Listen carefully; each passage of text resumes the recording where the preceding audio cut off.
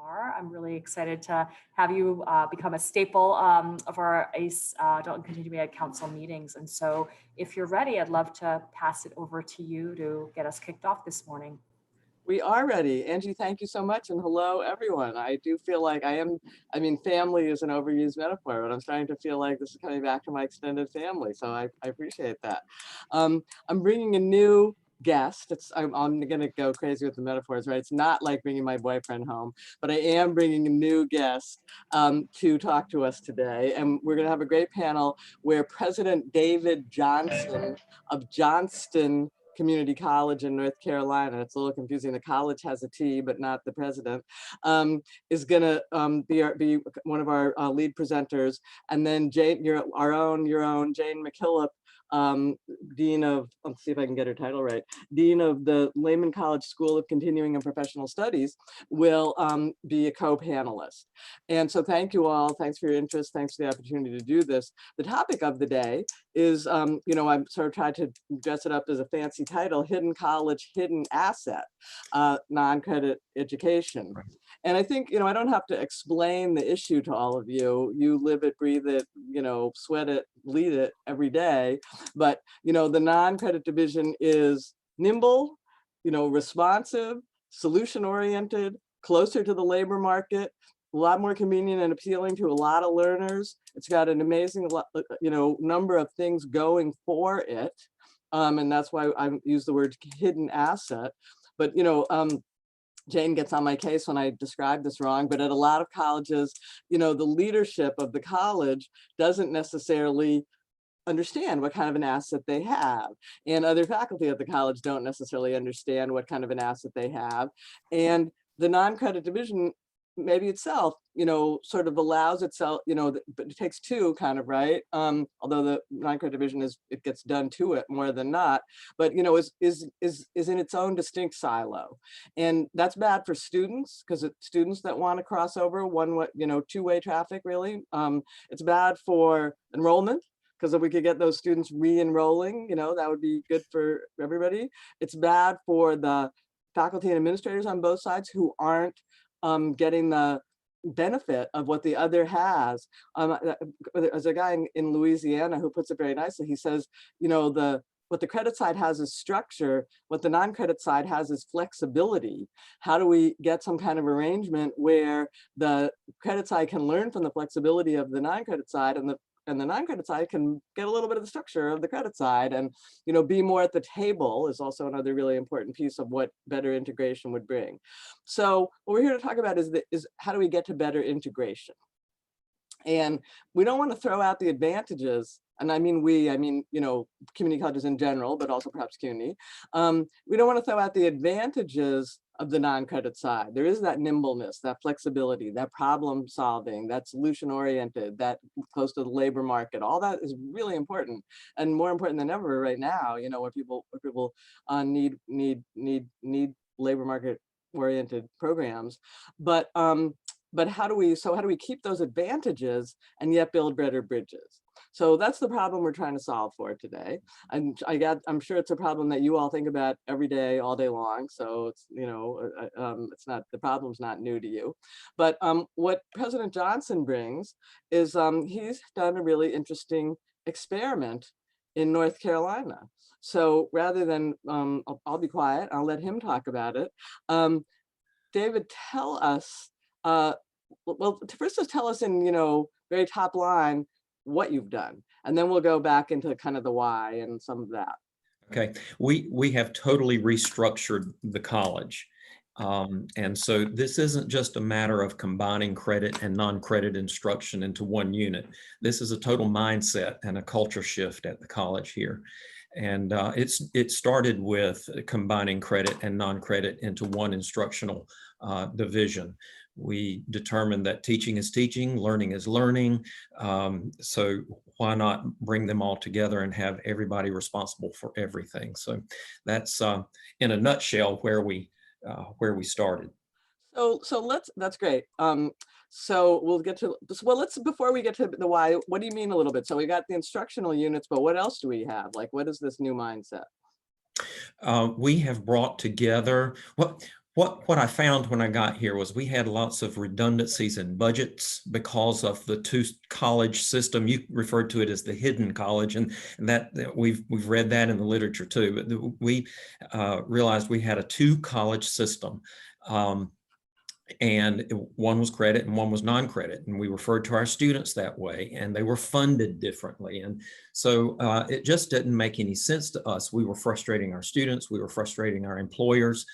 And so I found redundancy in faculty budgets. For example, we had faculty teaching credit and non-credit, same courses.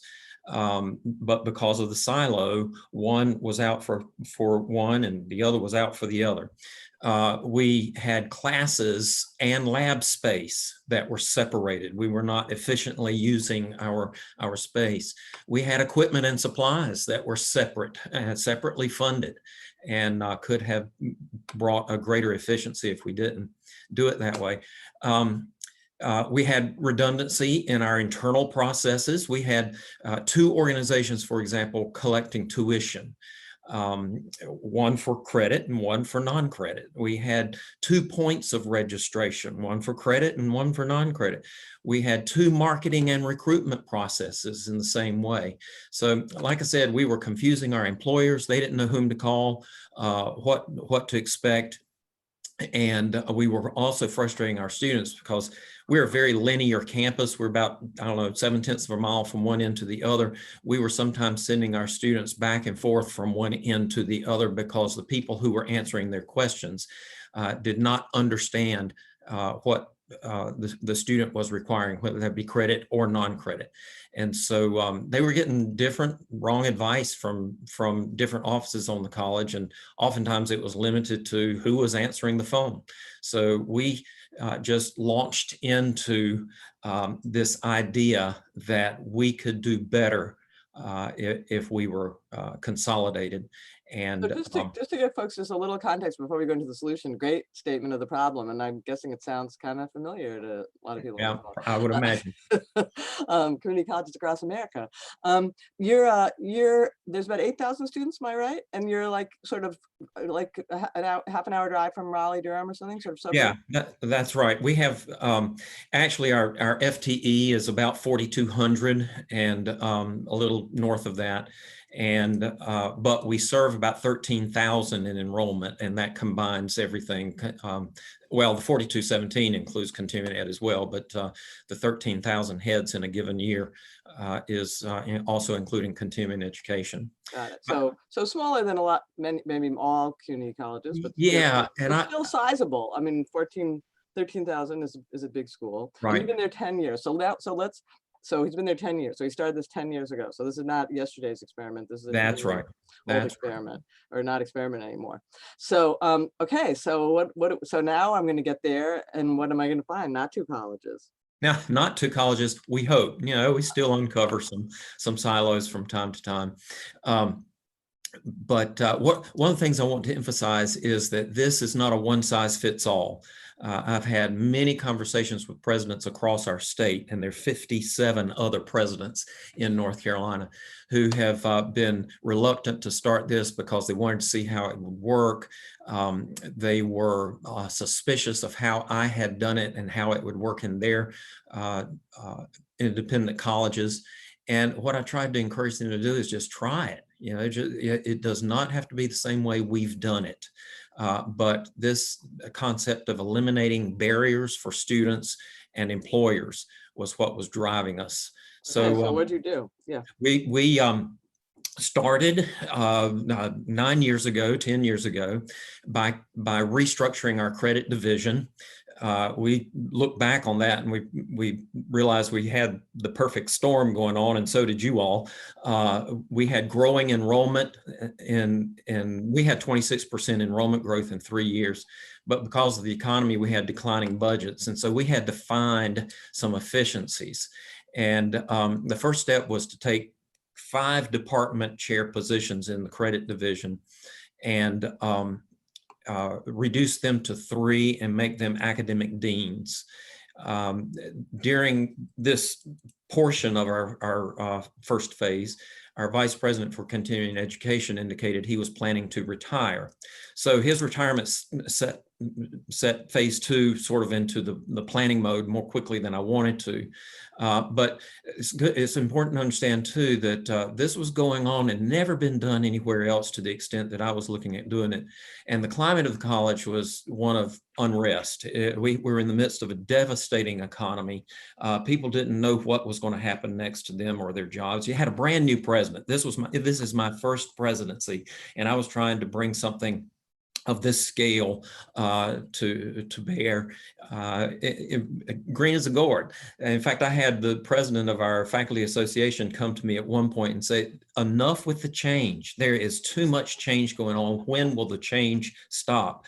And I told him, I said, George, it's never going to stop. Change is inevitable. And unless we are willing to accommodate it for the advantage of our students, then we'll be out of business.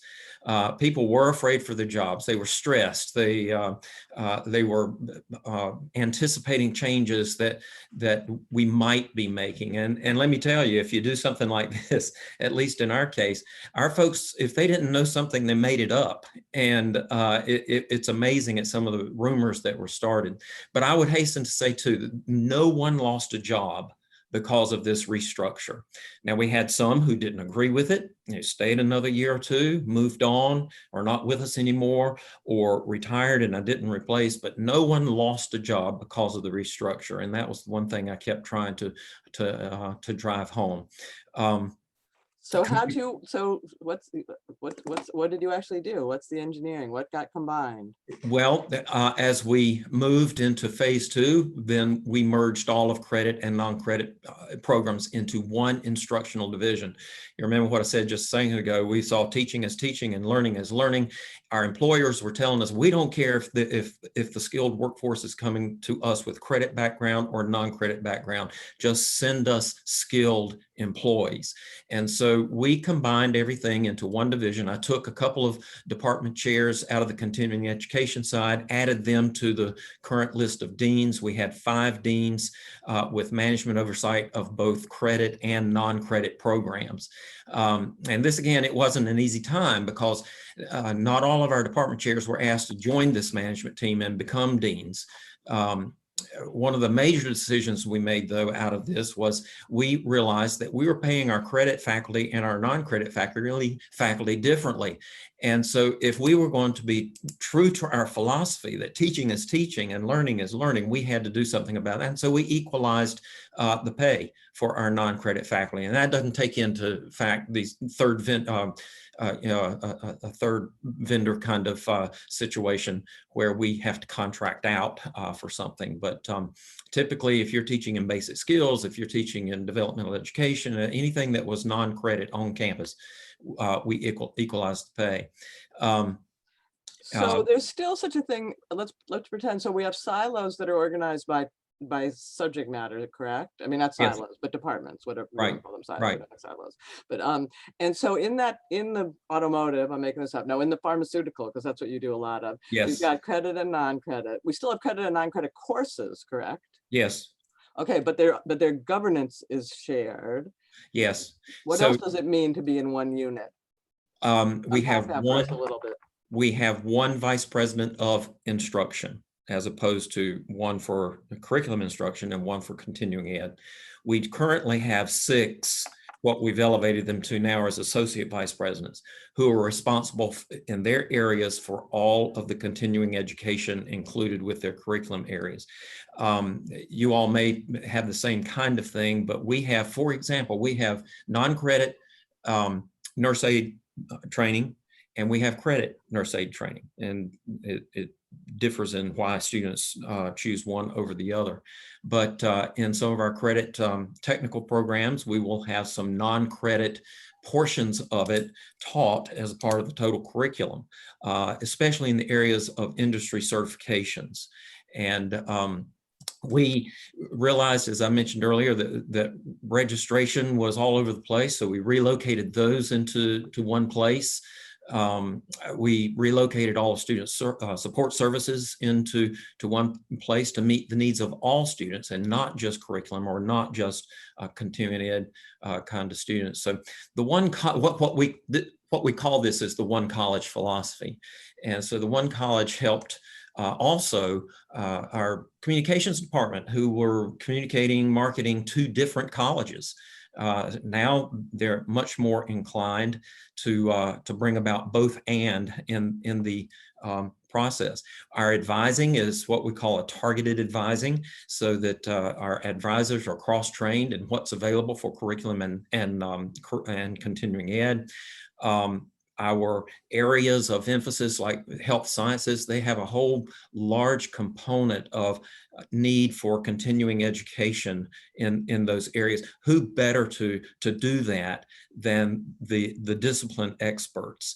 And so I began to restructure and place in better categories areas of emphasis for continuing education. And what we began to see some morale improving. We began to hear some things from employers that were improved. And I was a little surprised at that, because just for an example, when I did the first restructure, I pulled EMS, which is both credit and non-credit here at the college. I pulled EMS into health science, and because it was a similar kind of field, and I wanted health science to work with them in their continuing education and curriculum.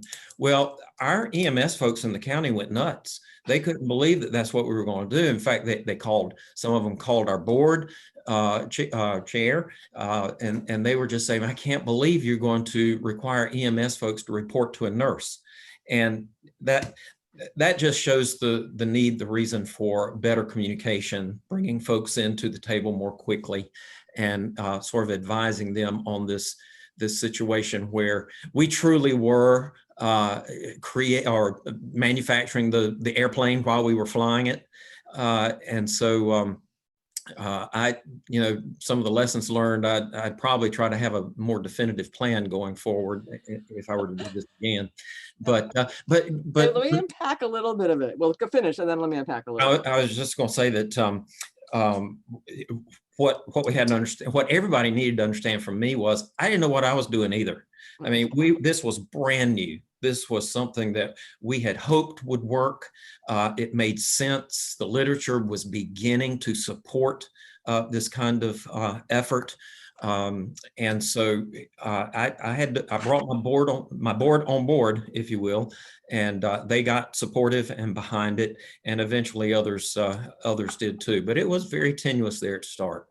So I want to unpack a little bit about what it means, especially on the instructional side.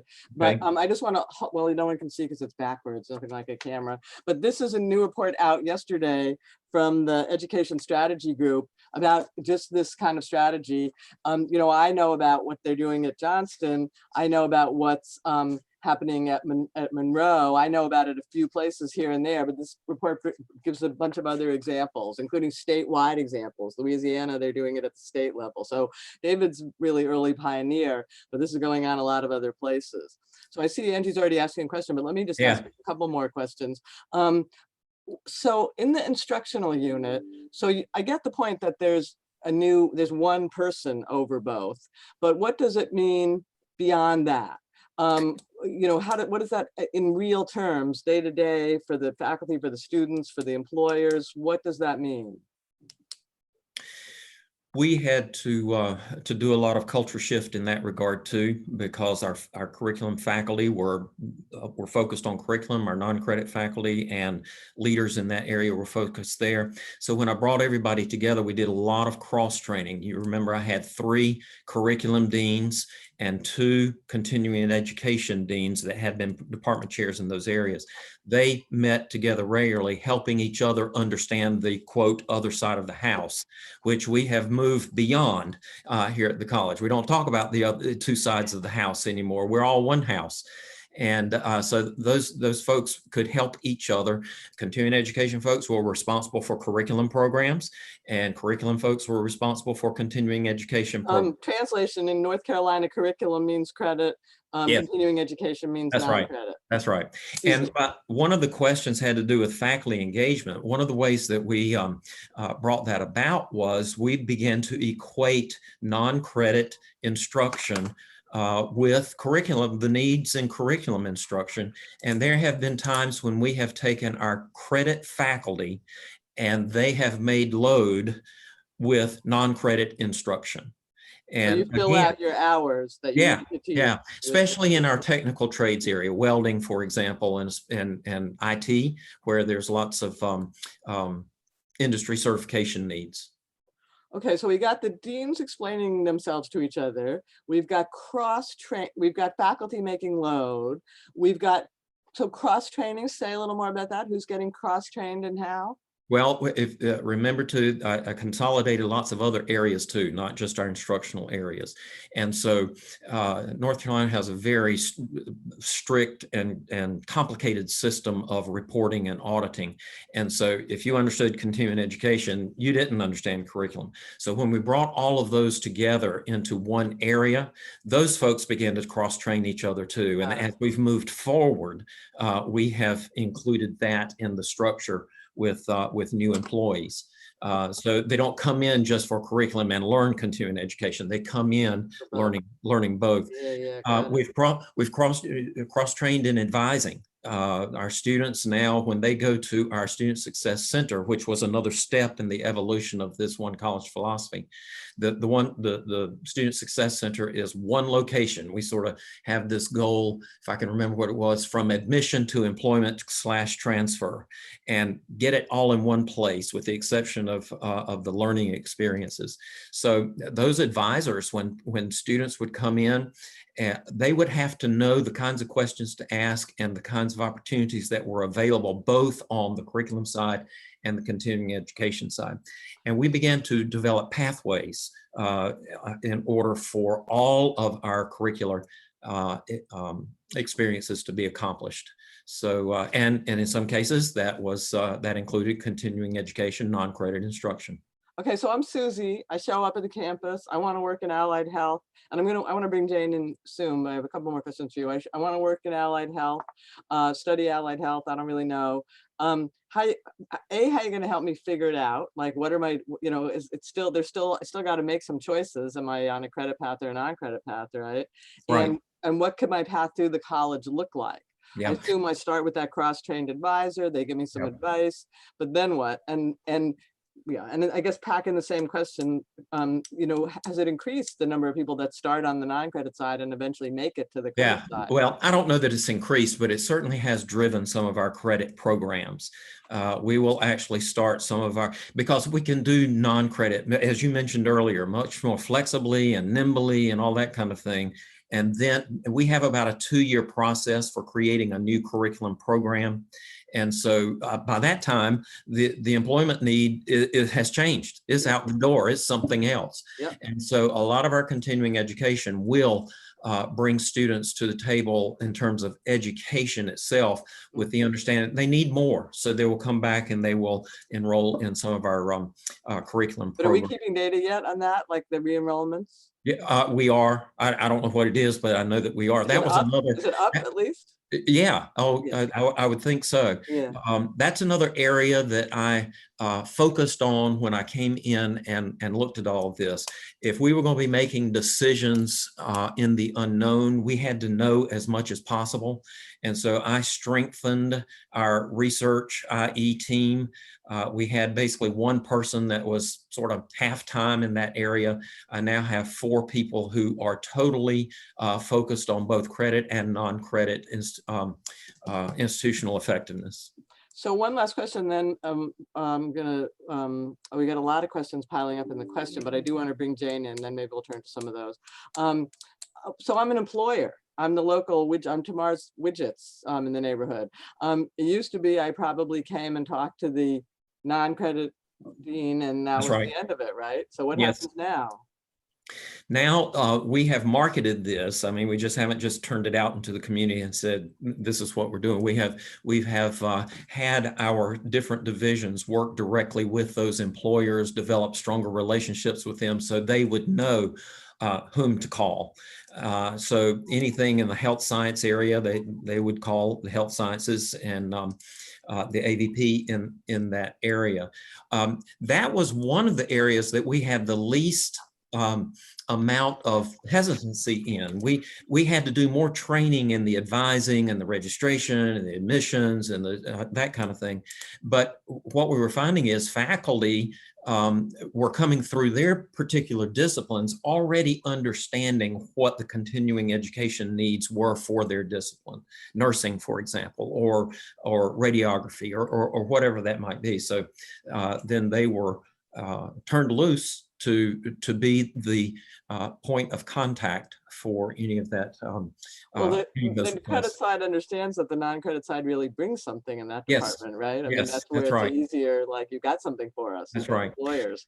I don't know if you want to go to here now, but there was one question that was about our financial. Go for it, and then we'll bring Jane. Okay. We are very fortunate in North Carolina. I think anyway. When I got here, it wasn't as great, but it got there sort of quickly. I came from the Virginia system. It had no funding for continuing education. In fact, there was a requirement that any continuing education non-credit had to generate a certain percentage of profit in order to be able to run the classes. So what we did in Virginia was try to figure out how to make our non-credit courses actually credit courses, and we had a system that we could do that in. But what we began to see too, as I got here, was we have received funding for continuing education through the years, but it's been disparate, if you will. It's been two different levels. And again, that flew in the face of our saying, you know, it is teaching and learning is learning. What it was saying was credit teaching is better than, or deserves more than non-credit instruction. So in the past 2 years, now the system office here would never admit this, but I think we have led the way in a lot of these kinds of conversations. But in the past 2 years, we've gotten our General Assembly to move forward with funding all of instruction at the community colleges in a 4-tier kind of format. We have very high cost courses and programs, which would include non-credit instruction as well. And then it sort of goes down from there. And then, so we have a tier 1A, 1B, tier 2, and tier 3. And tier not just high cost, it's high value. Yeah, well, that's right. And that's what they put in the requirements, that those courses had to be training for immediate employment in priority occupations that have also documented skills gaps and pay higher wages. So and let me just make sure everybody understands, because this is, you know, your head explodes, right? Like the state said, we as a state want the, I assume in the Johnston case, we want the, you know, pharmaceutical industry to come to North Carolina, and we want to grow it. So we're going to pay a higher FTE for credit and non-credit programs that are training people for the pharmaceutical industry. We're not so interested in cosmetology anymore. We don't have, cosmetology is not a growing industry, and we're not maybe so interested in, you know, I don't know, philosophy, and they're going to get a lower FTE, less market value for the state. So there are 4 tiers, but within each tier, credit and non-credit are treated the same. That's exactly right. And the credit portion of our budget FTE did not change, as I recall, with the exception of maneuvering some of the programs into different tiers. But the real advantage was the fact that the General Assembly began to understand that short-term training for us was imperative for economic development. And some of those curricula are high dollar. Lineman training, for example, a huge expense, and we weren't able to afford it. And so they came on board with us to fund continuing education at the same level, depending on the tier, as credit instruction. Okay, Jane, you've been very patient. And this is sort of an awkward setup for you, right? Because we've described this kind of, you know, paradise in the sky or something. And I don't think it's paradise. I think there's still some challenges there. Oh, absolutely. We can dig back into, and now I'm going to say, well, so how are they doing it at Lehman? But what I'm interested, you are pioneering more pathways from the non-credit to the credit. And I want to hear a little bit about them. And then I also want you to think a little bit and ask some, you know, ask questions and kind of push back and whatever, what are some of the obstacles to doing what David's talking about at CUNY? Like, if let's pretend tomorrow you decided, I really want to be the college in New York that pioneers this, I'm going to try credit and non-credit under one roof at my college, you and your president. What would make it hard to do there that maybe wasn't so in North Carolina? But let's start by talking about what you are doing. Well, I want to begin. Thank you, Tamara. And David, it's fabulous what you've done. And what stuck out for me was when you said we're all one house. I just love that, because you don't have any stepchildren in the same house, right? So not that we're talking about stepchildren, but anyway. Jane and I have an ongoing conversation about whether that's an appropriate term. Sorry, go ahead. Okay, so I want to really set the scene for what we're doing at Lehman, which is fairly chaotic in some ways, just by talking a little bit about the background. And as all of you recall, under Angie's leadership, we created the ACE Deans and Directors, a committee to look at current practices in credit for prior learning, which is giving credit for non-credit courses. And what we found, and a quick shout out to my co-chair, Anne Clarkson, what we found out was that there are pockets of good practice at various colleges, but there's a lack of coherent policy. And there's some extraordinary injustice with regard to how credit was given for certificates and what it was given for. Really, it was just the externally validated exams such as CLEP, which were accepted. Whoever's got a sort of some kind of device going in the background, mute. Before it was a charming toddler, but now it's mechanical. Okay, sorry, excuse me. That's okay. At the same time, kind of on a parallel track, Vice Chancellor Lucinda Zoe and her committee were crafting a policy for the Board of Trustees, which was passed in July 2020, laying out how credit for prior learning could be applied across the whole of CUNY in a cogent and coherent manner. This was fabulous. This was really manna from heaven for us. It's still in process. The committee that's going to be working across all of the CUNY colleges is just coming together. But this is really a very big step for us. At Lehman, there were a number of trends that were influenced by two factors. The first was a task force of faculty and staff whose mission was to look at how the School of Continuing and Professional Studies could be better integrated into the college. And as a result of those findings, we came up with 32 new certificates that were planned and that aligned with the goals of the credit departments or grew out of their curricula. This is really crucial, and I think to some extent it goes to the faculty engagement question that Angie asks. This was really one opportunity for them to become invested in what was happening on the non-credit side. The implementation of the certificate. So explain to me, sorry. So Yeah. so this is the non-credit division coming up with new certificates okay. No, it was a task force that was from all of the college. So it was administration and faculty from every department, pretty much every department. It involved some of us, but not a large number, and came up with these certificates, but they came from the credit side. They came from the credit side. And so how did they integrate the non-credit side? Well, that's what I'm going to explain. Okay. Sorry. Sorry. And I mean, it sounds like an adding machine. If someone is doing something with an adding machine, just put yourself on mute. It sounds like a guillotine in the background. Oh, that's terrible. So the sorts of certificates that this task force came up with were the human resource management, the associate, organizational leadership, social justice, behavior analyst for autistic children, certificates that really actually dovetailed very nicely with credit, with majors. And then at the same time, again, there's a lot going on in parallel. The Senior Director for Enrollment Management issued a credit for prior learning internal policy. This was really very, very interesting because it stated that matriculated students could apply for credit for relevant college level learning gained through experiences outside a formal college setting, and they could have up to 45 credits.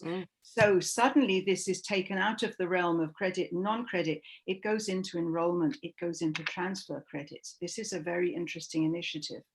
And then these are considered transfer credits, and you can't have more than 45. 45 is a lot of transfer credits. Yeah, for non-credit certification and life experience and so on. We had already existing 39 externally validated certificates in the School of Continuing and Professional Studies, and a number of those were already eligible for credit as a result of individual MOUs and agreements with departments, and a lot of sort of coming to an agreement about how many credits could be given, but it was all on an ad hoc basis, department to continuing and professional studies. These were, for example, CASE certification. Social work, we're going to give 6 credits. Other colleges give far more.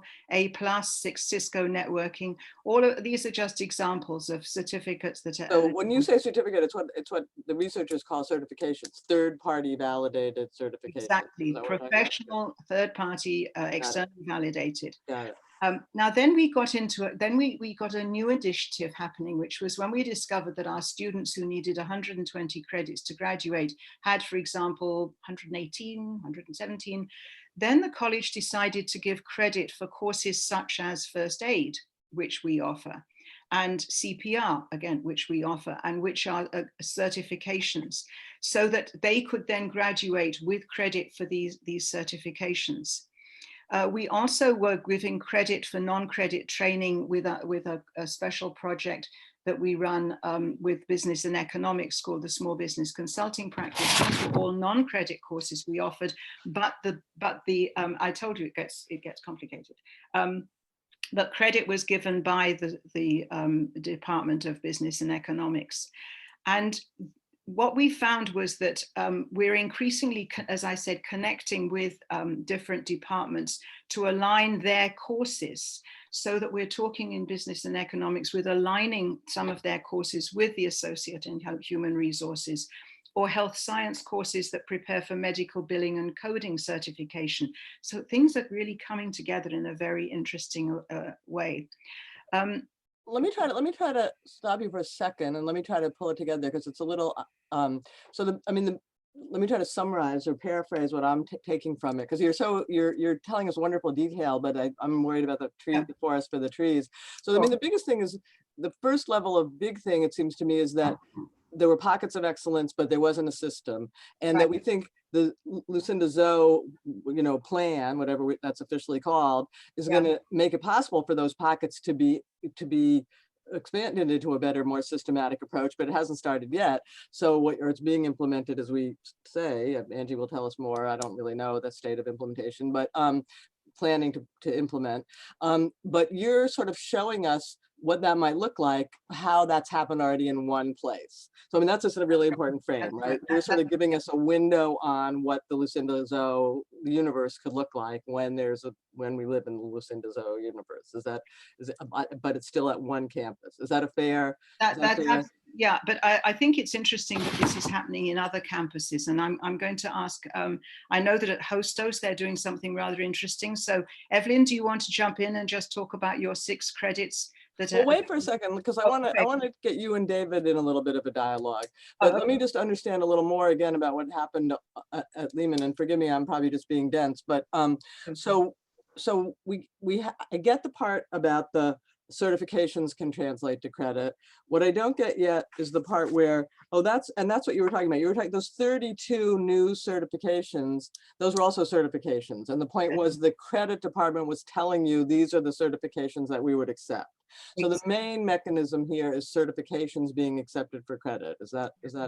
And the other thing that we're seeing is that certifications are increasingly becoming embedded in credit courses. This is a very interesting. And what does that mean in practice? I talk about that a lot, but what does that actually mean in practice? It means that, for example, students would take courses, let's say in human resources, that would both for credit, but would also prepare them for the certification.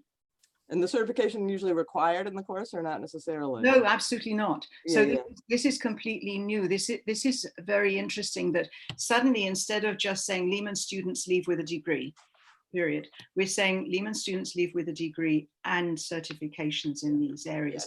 but it's all kind of coming together. It doesn't have the kind of strategic planning that I think David told us about. It's sort of really done on an ad hoc basis, and, which is not ideal. It's really not. But on the other hand, it's a great way to move forward. We also had CALE funded training about credit for prior learning, which 12 faculty attended last summer. And that again is moving the faculty thinking towards, oh, here's what we can do in terms of recognizing all of these outside both experiences and credentials. So I think, I mean, let me try a metaphor, and I'll let you both react, and then I want to talk a little bit about obstacles, and then I'd like to open it up. So, I mean, the way I see it is, what you're carving out at Lehman are sort of paths. If you think of, there's a big forest, you know, if you think there's two islands, maybe, I mean, my metaphors are going to get all mixed, but there's two islands, credit and non-credit. You're kind of forging paths for students from one island to the other island, and, you know, kind of creating a web of connections between them. David has actually filled in the land between the two islands, and so it's one big island. And right. David still needs to forge paths, because he still has these problems, I think, of getting people credit for non-credit courses, I'm guessing. But those are related enterprises, but a little bit different, right? Carving the paths, filling in to create one island, and doing what you have to do to create one island. He still has to do what you're doing, I think. Is that fair? Is that a fair rendition, both of you? Is that a fair metaphor? Yeah. Yeah, I think that. I want one CUNY college to like step up to fill in between. That's going to be the exciting thing. I mean, what you're doing is really important. You need those paths too. But, you know, can we get to the point where one college, you know, some president at CUNY and some ACE dean says, I want to try a Johnston. So let's play with that for a second, Jane and maybe others. So, okay, the obvious obstacle is funding. You don't have, you know, what are the obstacles to doing this at CUNY? One big obstacle is funding, because we don't have, the non-credit side is not funded. So let's right. You know, obviously, and that's obviously a prohibitive obstacle, but let's put it aside for the moment. What are the other obstacles to doing this? I think the recognition on the part of the faculty that this is valid academically, and I think that's what we're really chipping away at Lehman is having faculty understand that these are not two separate skill sets, that actually they do merge and overlap. And I'm thinking here of a sort of Venn diagram with overlapping circles of sort of credit and non-credit, and that recognition. And I truly think that that's coming. I think there's been huge changes, that the task force was a great help, because it really raised the visibility of the school. And I think that all of these conversations, the CALE funded training and so on, all of these are just moving people along. I think that we know that the faculty are very anxious to make sure that you know, no one is sort of pushing them around, or at least dictating what should be in their curricula. But I think they're increasingly open to seeing that students just need more than a degree. They really need credentials. So David, talk a little bit about how you overcame that obstacle. So I'm sure your faculty were just as grumpy. Yeah, of course they were. But we just kept hammering at it. And that's the only way I can say. And again, our technical faculty were less averse to doing this. I'm sure. And as they began to embrace this non-credit into credit, than others did as well. The technical faculty on the credit side you're talking about. So if you taught nursing on the credit side, you were more into it than if you taught philosophy on the credit side. Exactly right. Got exactly it. Right. And so we began to give a lot of credence to evaluation from prior experience. And so we actually have situations now where a student can place out of a course because of an industry certification, or if that's just one portion of that particular course, that student is not responsible for learning or responding to that if he shows up with, or he or she shows up with an industry certification. We tick that box in that curriculum. Yeah. One of the other ways that we drove this for the state, which I was really proud of, is that in our high school equivalency I don't know if you all deal with GED and that kind of thing, but what we were doing was putting our students through the training and then expecting them to pass at a certain level on the GED or the high set. Those were the two that we used. And so we created here for the state a system by which prior experience could actually come to the same conclusion as a high school diploma. Wow, wow. So, wow. and I tell you, that was probably the hardest thing we did. I bet. GED folks were vehemently opposed I to this, and in fact, came to some of our state board meetings to say that they were not in support. High set, not so much, but GED was with, I guess they're Pearson. Yes. Were just opposed to it. But some of the areas we find most relevant for the non-credit is, for example, computer instruction, computer security, cybersecurity, and those kinds of things. People will often come with certificates, but need or want a curriculum degree. And so we work with them to offset the requirements in that curriculum program based on what they show up with. Great. So it does, these are these same paths. We're coming back to these same paths. Even when you have one island, you got to forge these paths. And Tamar, there was one question about the faculty senate approving this. That was you'll have to understand too, we are not organized in North Carolina. We don't have labor. That means labor. Yeah, and so our faculty senate would not have the same power level that they might in New York. So it is more of an advisory kind of thing to me. Now they can make my life miserable, but it is more of a, here are our concerns, let's talk through them, let's figure them out. And so they were in my office quite often during the first part of this, but no, they don't approve anything. It comes down to our vice president for instruction and her team. So yeah, so there are lots of things that have made this easier in North Carolina than it might be some other places. But I just want to reiterate, they've done it at Monroe, they've done it in Maryland, they've done it at Austin. There are a lot of schools that are doing this now. So I'm not a really good. Sorry. Can I just jump in quickly? Please.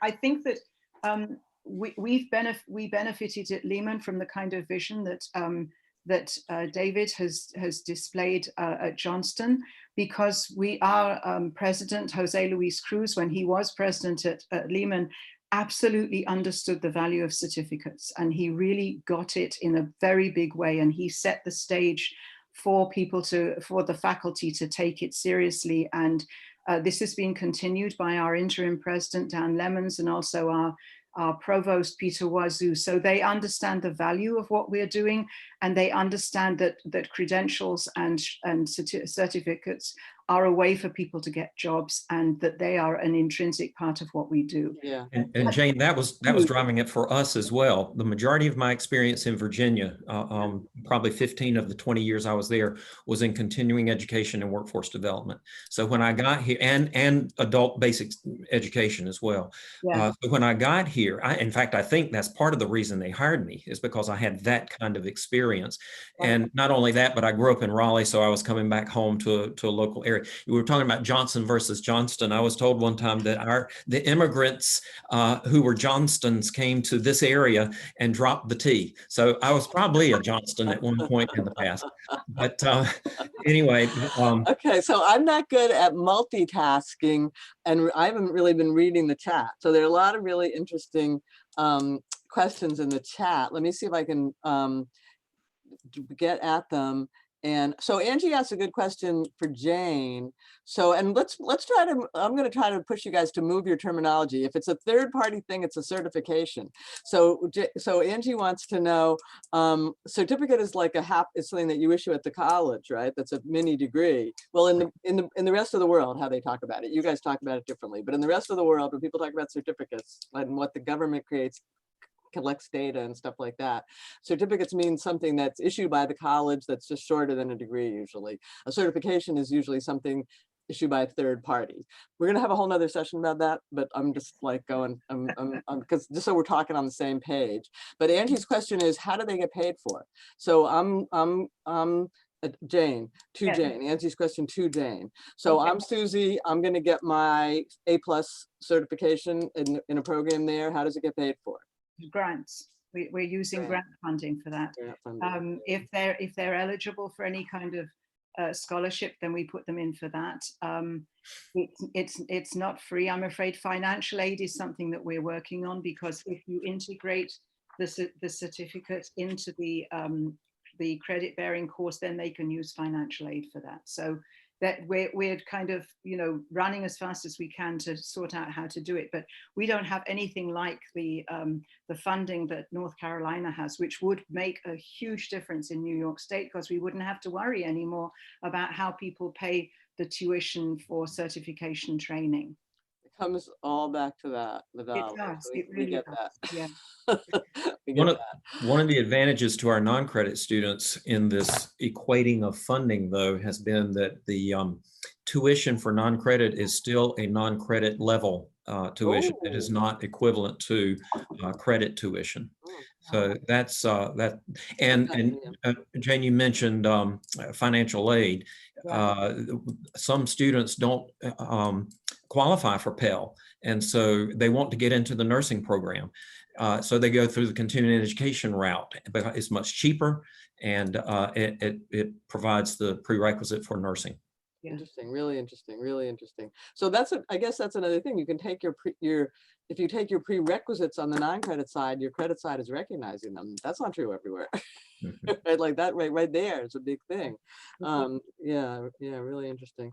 Okay, so other questions and I'm really interested in getting into the conversation about sort of obstacles to be, you know, what are the, because David can talk to us about how he handled the obstacles. So if you CUNY folks, please join the conversation. Everyone else, you know, if you were going to try this at your college, like what would the obstacles be? And let's see if David can talk to us about how he handled them. So faculty is one, obviously funding is a huge one. What else? Reporting was another one for us. Our credit year was based on the academic year. And so all audits and reviews were from summer school through the following spring. But continuing education at the time I came was on a calendar year. So often when auditors would come, they were looking at a whole different set of data. And it just made no sense. And that is one of the areas that I was able to convince the system office to change up on. We so also you have one database now? Everybody's in the same database? Basically, it's still separated, but it's at least reviewed on the same academic calendar basis. But on just the ERPs, like, are they the same? You know, are we in the same? If I'm Susie and I'm non-credit, I'm in one database, but not the other one, or yes, do they talk to each other? They do. They talk to each other. And we're in the process of making them talk better by spending a whole lot of money with a new student information system across the state, because this is a problem. State level. Yes.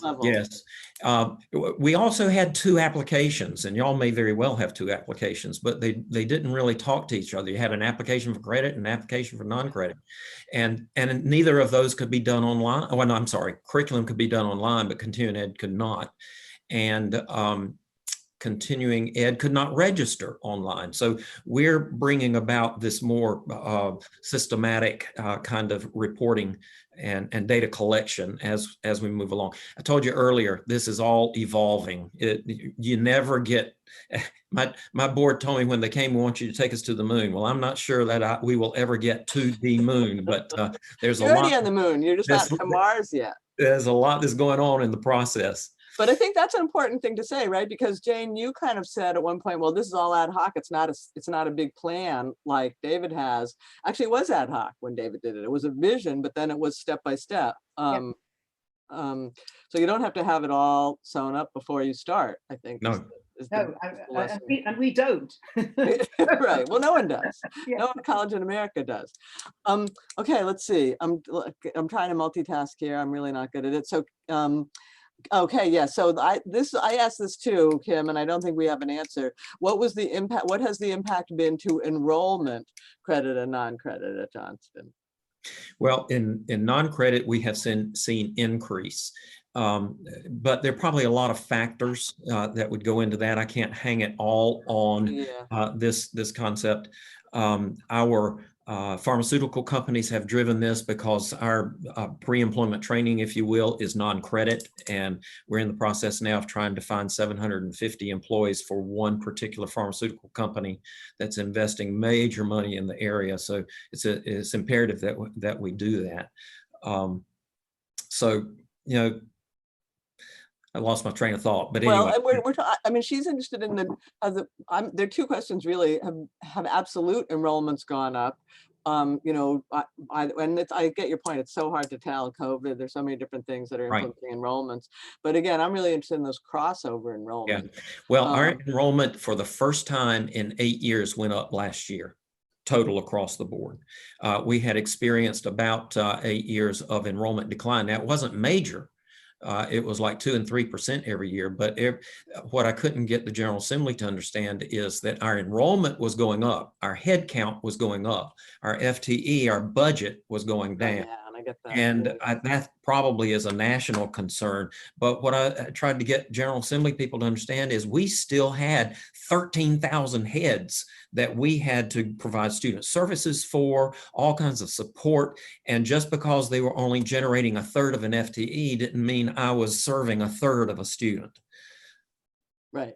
So, but the thing we're not tracking, it sounds like, is crossovers, like how many people start in non-credit and move to curriculum, and that's the magic number. We may be doing that, but I'm not aware of it. Yeah, yeah. Well, you should start, because that would be a big selling point. Yeah. CUNY would race to do this. Sure. If they thought, you know, CUNY's big challenge right now is enrollments are dropping. If it turned out that, whoa, this is a great door to bring people in, you know, if we do this, we're kind of opening the door to increase the enrollments on the credit side, there'd be a lot of more appeal. But anyway. The other reason I think we had overall enrollment growth, and this goes back to the evolutionary process where you never finish, there's always another step to take. About 1.5 years ago, I created what we call our strategic enrollment management team, which is a large team that basically looks like the microcosm of the college when it meets together.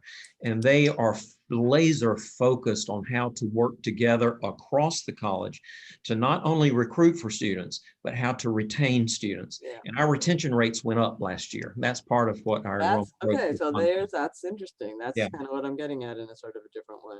Okay, so here's a question. When students can take some prerequisites in Con Ed with less tuition fee, does that mean less revenue for the college? Yeah. So I mean, if I'm Susie and I'm taking my prerequisite on the Con Ed side, you know, aren't you losing money? Because I could be if I was taking it on the curriculum side, I'd be paying more. Well, actually, better for me, but not so good for you. Maybe, but maybe not. We don't keep our tuition. So that all goes to the state anyway, and everything comes into one pot, and then it's doled back out to the 58. Right. North Carolina. So our real boon was in the equating of the funding, non-credit credit. Yeah. So North Carolina, there's advantages and disadvantages, right? We've got the tiered funding, but you give all your tuition back to the state office. And you get it back, you know, I mean, CUNY ACE, and then there's also that no dreamers can come to college in North Carolina either. So there's the legislature giveth and taketh away. That's right. Well, we do that kind of funding for small rural colleges, especially that could not make it on their own, and we have some of them. And so some of our larger colleges, and we are one of them, some of our tuition that we turn in does not come back to us in allocated funding. It goes to a Pamlico, for example, which is out on the coast and has a total FTE of 400 to 600. So you must be really happy about that. And we've struggled with how to get the General Assembly to allow us to keep our tuition, but they're not interested in that, and I think it has to do with they don't want to lose their community colleges. Of course, yeah, got that. Okay, so let's see. I'm having a little trouble making sense of these questions. I think why don't we? If you have a question that's not getting answered, why don't you just speak up? If that's not too chaotic.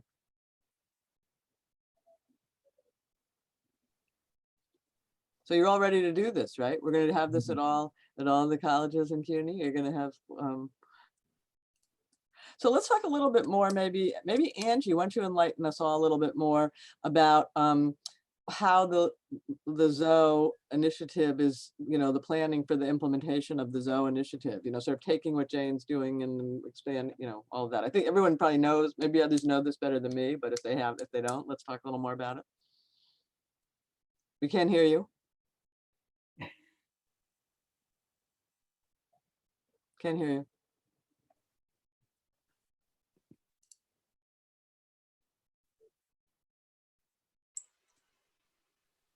No, can't hear you.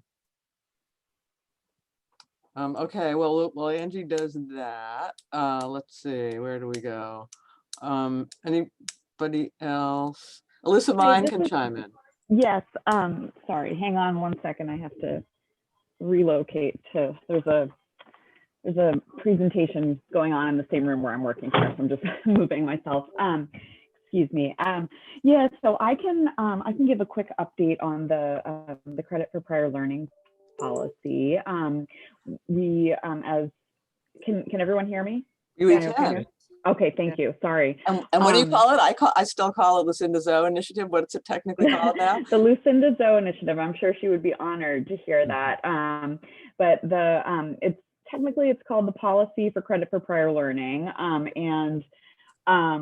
Essentially, I think this group is fairly familiar with the components of it, but it was passed at the June board meeting, and it will standardize the acceptance of acceptance and awarding of credits for standardized exams, including CLEP and a variety of other ones. It will also help to move towards standardization for non-collegiate certifications. This conversation has been so interesting and relevant to that, and I'm so excited to have learned more about what's happening at Lehman in particular. So thank you so much, David and Jane. And then the other piece of it that is going to be more of an opt-in is the prior learning assessment in terms of portfolio and credit for experience. So those are the three components, and the implementation process is just getting started. Just again, to be clear, right? Like maybe everyone really understands this because you use your system, but the point is, if in the future, in the ideal future, when Lehman accepts my, I don't know, we probably don't do welding. When Lehman accepts my A+ and gives me credit for it, what's going to happen in the future is, because Lehman already has accepted it, some other OSTOS has to accept it too, and Queens College has to accept it too. That's the way it's going to work, right? That's what we mean by standardized. Yes, I think that is absolutely true for credit for exams. Right. It is also supposed to be true for certifications. I think that one of the most important ways that that's going to function at CUNY is going to be in terms of transfer. So when students move around in the system, those will be treated like transfer credits. Yeah. So hopefully that will ease the process of students moving from non-credit to credit, and then within the university moving credits with them as they move through the system. So where are we in implementation? So it got passed by the board. It's a great idea. What's happening? Yep, passed by the board, and now there's an implementation committee that's now being formed. I think that the formal invitations should be going out later this week or next week, and the committee will consist of both faculty representatives that have been nominated by their colleges, and across the board are people who have a lot of experience with credit for prior learning and are real advocates for it in their local communities, and very knowledgeable. So that hopefully will move us in the right direction. We have a great representative from Lehman that I'm hopeful will help us really explain what Jane is explaining to us today. And then we also have an administrative side to the committee that includes the university registrar and folks from Office of Academic Affairs, Enrollment Management, just really trying to bring together all of the pieces. And the committee is going to function in two distinct strands. There's going to be the strand that's focused on the systems and technology and the implementation that actually needs to happen in order for the coding and processing of credit for prior learning to function. And then there's also going to be what we're calling the standards subcommittee, which is going to be really faculty driven. And that's going to go more deeply into shared criteria and guidelines for the ways that the colleges implement the policy. And we all know from experience. Got that. Yeah. You can't have everybody having different ways that they're thinking about this, and then you expect everyone to accept the same outcomes. Got it. That's key. Yeah, I think there's and the goal is for that committee to develop a manual and models that the different CUNY colleges can pull from, so that local implementation is obviously going to look different as policy does at CUNY, but making sure everybody is working from the same set of criteria is going to be key. So, and what's the timeline for this? Like, so two questions. What's the timeline? Like, when is that, when's the due date for that implementation process? And second, are ACE people involved in this? When you say faculty, does that means credit faculty probably, right? Where does ACE fit into this planning? Answer to the first question, the timeline for the committee, their work and deliverables are expected to be complete by June of next year, so June 2021. And I think that some pieces of the work, especially on the systems side, should hopefully get up and running, more quickly throughout the course of this academic year. And then in terms of representation on the ACE side, I do think that the faculty who have been tapped are on the for-credit side of the house. But I think that the folks who are representing administration from the colleges, I think, have a real eye on this credit to non-credit crossover, and will help us make sure to bring that lens to the table. And I also believe that the membership of the committee does allow for and encourage people from across the system to be brought in on a consultative basis at the right points in the process. We're also going to be working really closely with Nan Travers. Nan Travers from SUNY Empire, who is just a real expert in this field. She's going to be consulting with the committee and hopefully will help us draw in the right perspectives at the right moments. Got it. So that's really interesting. We have a few more questions for David, and this is good to use him while we have him. So do Johnston community colleges reorganized disciplines use labor market data for career pathways, research, and curriculum development? David, you're on. Yeah, I'm sorry. Yes, we do use labor market data, and that is getting better with this approach. Statewide, it has been a poor representation of what current data or current labor market data involve. And I cannot remember the system now, but we've created an additional system. Our problem in generating labor market data is that it's all self-report from students.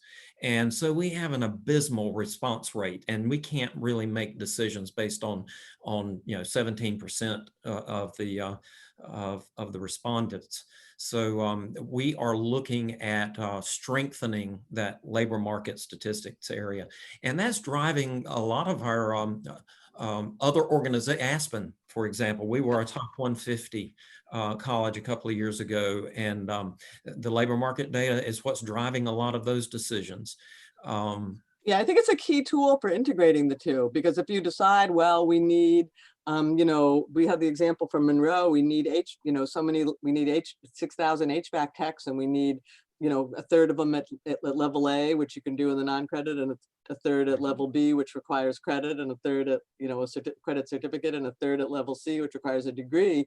The labor market information drives the pathways that help you do the integration of the two sides of the house. Well, labor And market that's where information is changing so much. I mean, this is just an outside thing, but we all used to use government generated data. I have a good friend who's an economist at one of the Federal Reserve banks. They don't even use in COVID, like they don't even use the federal data anymore. They're using credit card information, cell phone information. Like the economy is changing so fast that the government labor market information isn't even that useful. So labor market information world is undergoing a big revolution that none of us even know about yet. Well, apart from labor market data, that's where relationships with employers come to bear fruit for us. If we are constantly cultivating those relationships, we're going to know what their needs are. And again, North Carolina is very different. We are only is sort of a gentleman's agreement, if you'll let me use that term, that we don't market outside of our service region. I only serve one county. And so that makes it difficult sometimes when I'll have requests for a new program, but feasibly, I can't sustain that program, so we can't move on with it. But again, a reason for non-credit leading to credit. Right. So, and that's a question here. What are employers' tolerance level for the one college reform? Do you wait to market to them only after major? I'm trying to understand implementation pieces. Yeah. So as you built this plane, as you were flying this plane, building and flying, did employers understand what you were doing? Were they into it, or did they know all along? How did that work? That's one of the areas I would strengthen if I were to do this again, is to bring them to the table more quickly, along with our public service organizations in the county and the system office. Our system office, we're very different. State office. Yeah, the state office. We do not report to the system office. Each president reports to his or her board of trustees, who's hired by the board of trustees. You send them your tuition money, but you don't report to them. That's yeah. Don't get me started there. But so I got a fair amount of pushback from the system office, especially out of the continuing education division, because they didn't understand it. And I should have brought them to the table a little sooner. It would have happened probably just like it happened, but it would have happened earlier. Angie mentioned Sunil. Sunil, are you here? Are you asking a question? He had to do something else, maybe. Yeah, I was wondering where he was too.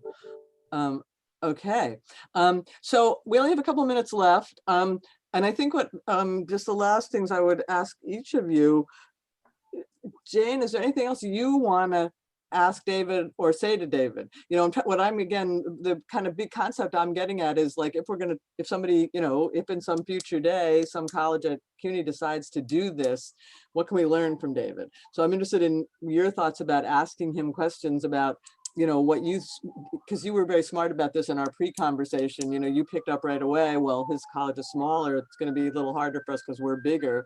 What are the other things like that might make this harder at CUNY that David can help answer, or just hard at CUNY, not even harder, just hard, that David might answer how he managed it? And David, I think I'd like you to think, and maybe you'll get the last word, if you're going to give some other, you got at least 7 community colleges here and a bunch of senior colleges, if you were going to give them tips about how to do this at home, what would your sort of main tips be? Okay. So if you can each think about that, let's, maybe Jane, if it's not unfair, can we start with you? Like, if you think about doing this on your campus, what's going to be hard there that David can maybe give us some advice about? I think that we need to loop in the PSC. Sorry, who are they? That's the union? That's the union. I think that that's the piece that we have not consciously done, and we really need to make sure that they are aware and comfortable, and that they're engaged, because I think if we don't, it could become quite problematic also. And they're the union of the faculty, the credit faculty? Yeah, the Professional Staff Congress. Yeah. Interesting. And are they going to hate this? Yes. I would hate to speak for them. I think, that clearly they are looking out for the interests of their members. So they want to make sure that their members are protected. So, and that's absolutely right and proper. So, but I think we do need to bear that in mind. I think that your question to Alyssa about whether ACE was represented on the committee, the policy for credit for prior learning committee. From Lehman, the two people who are on the committee, one is in the School of Continuing Professional Studies in the adult degree program. She's the director, and the other is the chair of business and economics, with whom we work very, very closely. So I would have total confidence. And she says that Sunil is on the committee. So we do have representation, but I'm not sure how consciously that was done, but that's something that needs to be included, obviously. So I guess my question to David really goes back to how you engage the faculty. Yeah. And I really took to heart your point about the employers. I think having employers engaged at an early stage is clearly critical. And I think we probably haven't done enough of that, although we do as much, we do, but we should probably be doing more. Well, as you know, hindsight's always perfect. I should have communicated this better, but I didn't know what I was communicating. I didn't know what I didn't know. And so I should have brought all faculty in, similar to how I did continuing education, because I knew I was going to bring continuing ed into the curriculum side of things. And they needed to have some input as to how that was going to look, because they were fearful that I was eliminating continuing education from our mission.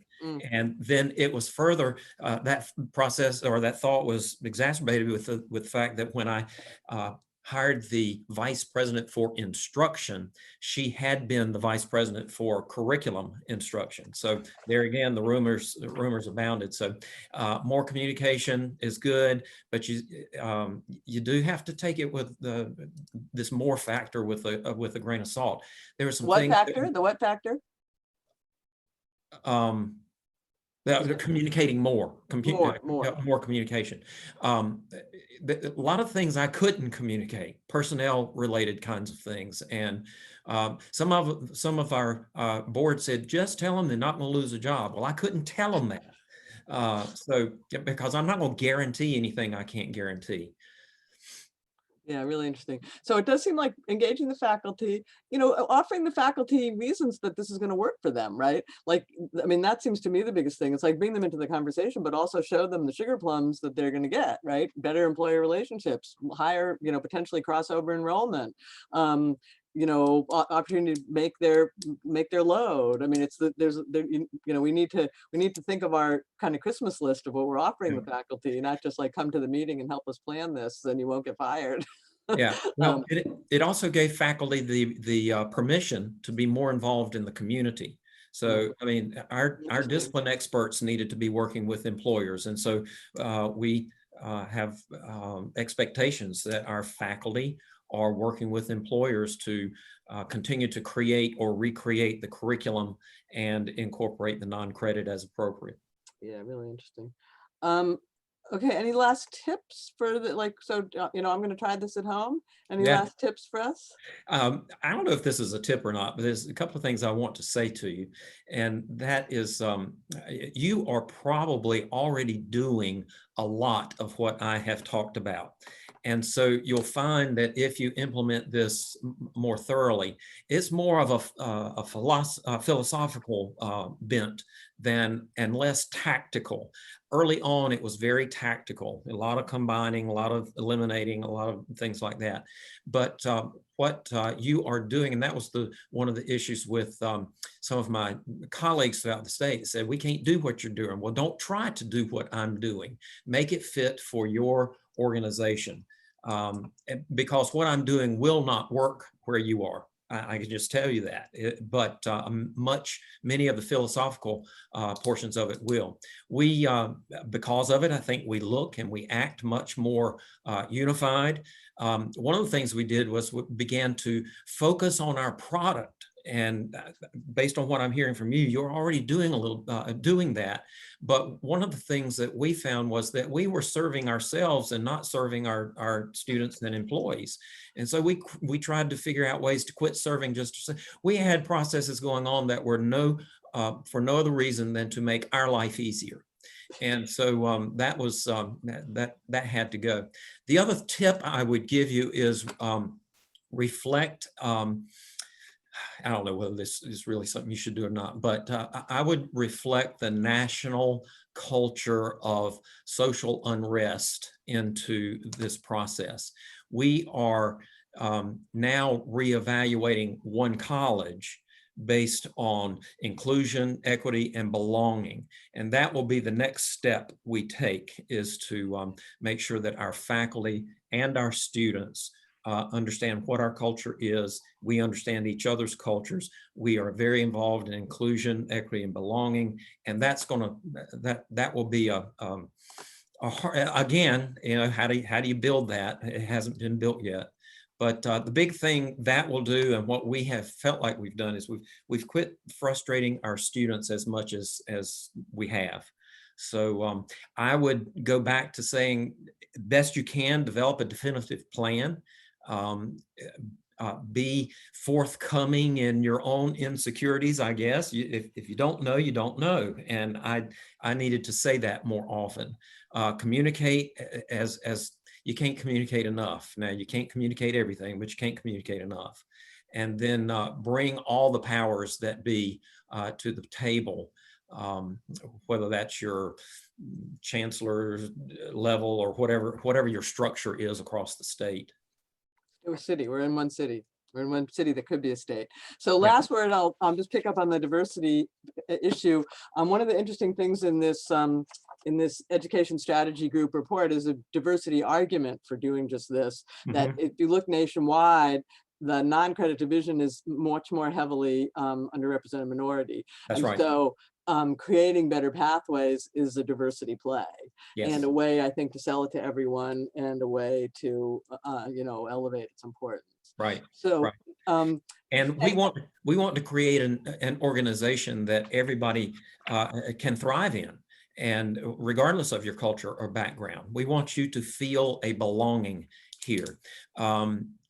Just based on our population data, our Black population is underrepresented,